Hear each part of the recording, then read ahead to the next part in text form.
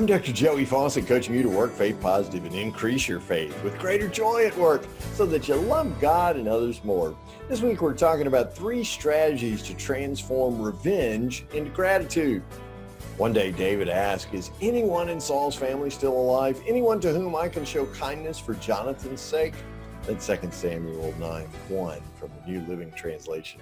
So, who is someone at work that you just don't get along with? Or maybe it's beyond that. Perhaps you really don't like this person. Could be he did something injurious to your work, or could be she lied about you. This person deserves some ill will in return, right? And you're just the one to teach him a lesson. You can act out in revenge to show her what for, right? Well, sure you can. And yet you know that Jesus calls you to do something else, right? Love your enemies rings in your heart. Bless those who persecute you, echoes in your mind.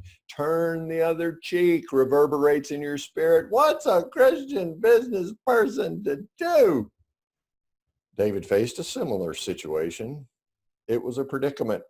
Saul tried to murder him numerous times. Tradition held that the next king executed all of his predecessors' relatives for fear that they may lay claim to the throne.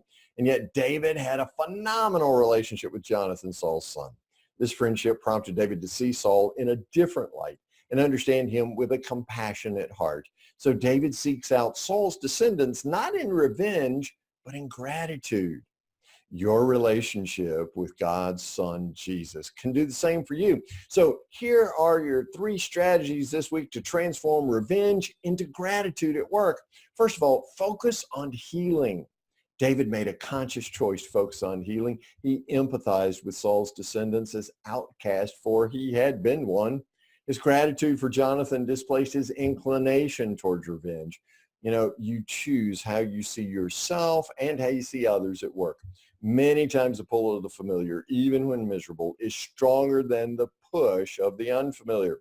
David chose to focus on healing, a forgiveness of past transgressions, knowing that while Saul and Jonathan were dead, he could still experience the healing power of forgiveness and share it with others. Focus on healing in your relationship with your work antagonist. Forgive him whether he asks for it or not. Forgive her regardless of whether or not she deserves it. Transform revenge into gratitude and heal yourself as you forgive others. Secondly, focus on helping. David chose to focus on helping. Saul's family had few, if any, material possessions. Once royalty, they now were rejects. David chose to reward Saul's family rather than take revenge. He helped them by restoring Saul's original land and even his farming operations, knowing full well they would be at a loss to repay the favor. David helped someone who couldn't help him back. Now, before you think you can't do that at work, you have a profit motive. Remember, as king, David served as CEO of Israel, leading the people and managing the assets. He understood a profit motive, and yet he chose to help with no expectation of return. You transform revenge into gratitude when you remove yourself from the equation and you ask the Holy Spirit, what can I do to help this person? Such radical inclusion, as my friend Mike Macedonia calls it, reflects God's unconditional love and really extends the healing forgiveness even further.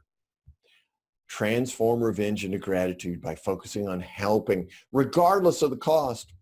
Thirdly, focus on heaven.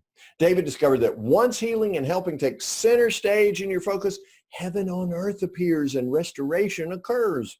Jonathan's son, Mephibosheth, was the only remaining relative of Saul. He was crippled in both feet. David had him brought to court, knowing that Mephibosheth expected to die. Don't be afraid, David said. I intend to show kindness to you. He declared that a place at his table be set for Mephibosheth for every single meal. He adopted Saul's grandson as his own son. So what would happen if you invited your antagonist to enjoy a meal? Just one, not daily as David did, but only a single meal. You know, in his 23rd Psalm, David writes, you prepare a table before me in the presence of who? My enemies. Want to taste heaven here on earth? Of course you do. Eat with your enemy and watch the transformation take place. Transform your lust for revenge into gratitude. When you focus on healing those who need forgiveness, helping those who can't pay you back, and on heaven breaking through to earth. And watch as miraculously you increase your faith with greater joy at work and love God and others more. Coaching you to work faith positive, I'm Dr. Joey Faucette. Catch every episode of Faith Positive TV when you subscribe to the Faith Positive YouTube channel.